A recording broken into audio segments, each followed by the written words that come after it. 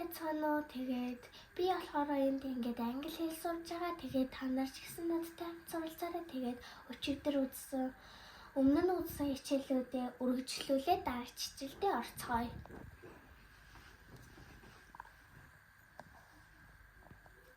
Grandparents. Grandma эмээ, nanny бурал ээж, granny хөгшин ээж, grandpa өвөө, granddad хөгшин аав, grandpap бурал аав,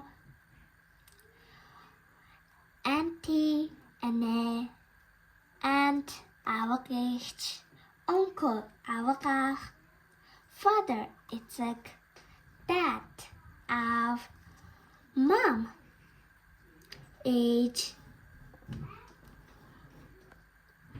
mom их, mommy ээжи, cousins уялууд. За одоо cousins руу орцгоё. Тэгэхээр sister ихч, child хүүхэд, baby нэрэ. Нэрэ хүүхэд гэдэг шиг одоо яг тэрийг хэлж байгаа. Brother дүү.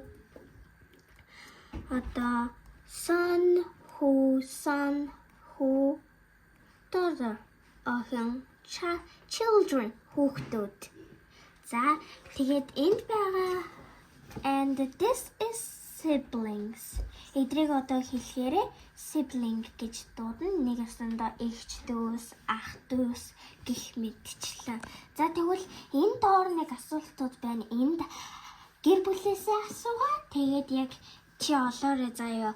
Хамгийн бага нь хэн бэ? Чиний гэр дотроос хамгийн бага нь хэн бэ? Тэгвэл энд танай гэрийн хамгийн ахмад нь хэн бэ? Тэр хүнийгээ олоод надтай хамт сууж үзсэн хүмүүс та бүхэнд үнэхээр их баярлалаа. За тэгээд дараа хичээл хүртэл.